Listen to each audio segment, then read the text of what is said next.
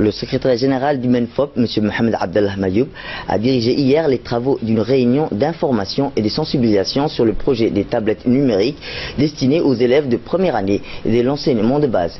Après le succès rencontré par le projet Un enfant, une tablette, le MENFOP compte lancer désormais l'initiative La tablette propriété de l'enfant, qui permettra aux élèves de posséder et de disposer de leur tablette à l'école et à la maison.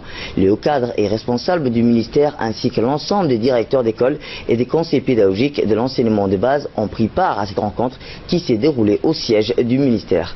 La réunion a démarré par un large exposé du directeur général du CRIPEN, M. Cyril Nour Hassan, qui est longuement revenu sur le projet Un enfant, une tablette lancé en 2014.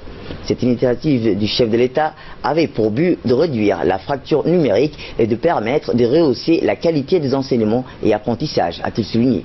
Puis il a expliqué le travail effectué par le CRIPEN dans la mise en place des contenus didactiques et des applications plutôt éducatives dans les tablettes dont la première vague a été distribuée aux élèves de première année au début de l'année scolaire 2015-2016. Des propos repris par le secrétaire général du MENFOP, Mohamed Abdallah Mayoub, qui a évoqué le grand succès rencontré lors de cette première vague. Il a annoncé ensuite que le lancement de la seconde vague intitulée Un enfant, une tablette, nous l'écoutons. Suite à la tenue du colloque sur la qualité des enseignements, apprentissage qui a eu lieu au mois de décembre dernier, le développement du numérique s'est avéré incontournable à l'école. Grâce à l'initiative du président de la République, une tablette à un enfant, nous avons déjà, nous, le numérique dans l'école, mais les tablettes restaient dans la classe.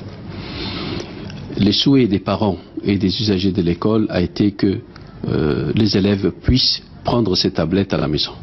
Aujourd'hui, le ministère a pris l'initiative de rendre ces tablettes propriété de l'enfant, et donc ces enfants pourront prendre ces tablettes à la maison. Les avantages attendu de cette initiative, c'est tout d'abord l'amélioration de la qualité des enseignements, le développement et l'amélioration des acquis et des résultats des élèves à l'école.